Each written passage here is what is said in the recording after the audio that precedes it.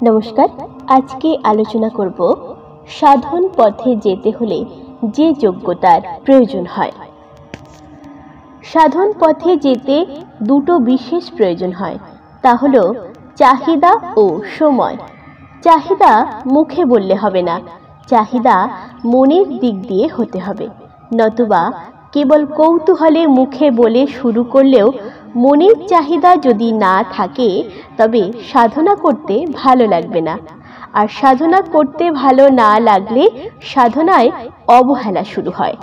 আর চাহিদা মনের দিক দিয়ে না হলে সময়ও হয় না, কারণ আমরা চাহিদা অনুসারেই সময় দিয়ে থাকি। তাই প্রত্যেকের ব্যস্ততা তার চাহিদার উপরেই নির্ভর করে।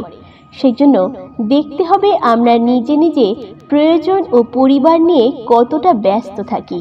কারণ যে জগৎ ও পরিবার নিয়ে ব্যস্ত থাকে তার সময় ও চাহিদা হয় না। এছাড়া চাহিদা না থাকলে বহু মূল্যবান সময় আমরা নানানভাবে অপচয় করি এবং তা সংশোধনেরও ইচ্ছা হয় না। তাই আমি সাধনা করতে চাই, এটা কৌতূহলে কেবল মুখে বললেই হয় না। কারণ মন ও মুখ যদি এক না হয় তবে মন তার মতোই চলতে থাকে এবং মুখে বললেও মন শোনে না। আর আমরা প্রত্যেকেই মনের অধীন বলেই মন যা চায় আমরা সেটাই করি। সেই জন্য ব্যক্তির মধ্যে সংস্কার চাই। সংস্কার হলো পূর্ব অভ্যাস ও জীবনধারা অনুসারে প্রবৃত্তিকে বোঝায়। সংস্কার হতে ইচ্ছার জন্ম হয়, ইচ্ছা হতে চাহিদার জন্ম হয়, চাহিদা অনুসারে সময় ও আগ্রহ হয়ে থাকে, সময় ও আগ্রহ অনুসারে অগ্রগতি হয়। এইভাবে একে অপরের সাথে সম্বন্ধযুক্ত। ব্যক্তির মধ্যে এই অবস্থানগুলিকে পর্যবেক্ষণ করলে তার যোগ্যতা প্রমাণিত হয়। আর তাছাড়া সাধনার উদ্দেশ্য হলো কর্তা বা ক্রিয়ার পরাবস্থায় পৌঁছানো।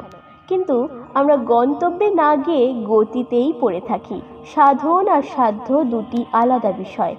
সাধনা সাধ্য নয়, কিন্তু আমরা সাধ্যে পৌঁছাবার চেষ্টা না করে সাধনাতেই বসে থাকি। যেমনি ক্রিয়ার উদ্দেশ্য কর্তায় আসা, তেমনি জ্ঞানের উদ্দেশ্য জ্ঞাতায় আসা। তেমনি আবার ধ্যানের উদ্দেশ্য ধ্যাতায় অধিষ্ঠিত হওয়া। কিন্তু আমরা তা না করে কর্ম জ্ঞান ধ্যান নিয়েই পড়ে থাকি।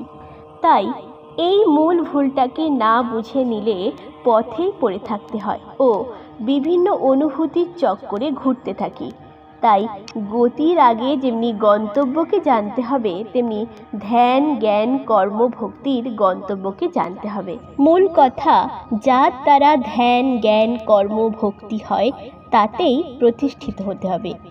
আমি ছাড়া তুমি থাকে না, তাই তুমিকে যতই আশ্রয় করা হোক আশ্রয়দাতা তা হতে আলাদাই থেকে যায়। অর্থাৎ আমি অন্তিম লক্ষ্য আর তুমি হলো উপায় মাত্র। তাই কোথায় যেতে হবে সেটা যদি না বুঝি তবে রাস্তাতেই ঘুরতে হবে, যা আমরা করে থাকি। তাই সাধন পথে এসে এটা বিশেষভাবে মাথায় রাখতে হবে যে সাধন ও সাধ্য এই দুটি অবস্থান সম্পূর্ণ ভিন্ন। যেমনি একটা যদি গতি হয় তো আর একটা হলো স্থিতি, একটা যদি কর্ম হয় আর একটা হলো কর্তা, একটা যদি জ্ঞান হয় আর একটা হলো জ্ঞাতা। একইভাবে একটা যদি ভক্তি হয় আর একটা হলো ভগবান। এইভাবে দুটো অবস্থান সম্পূর্ণ ভিন্ন।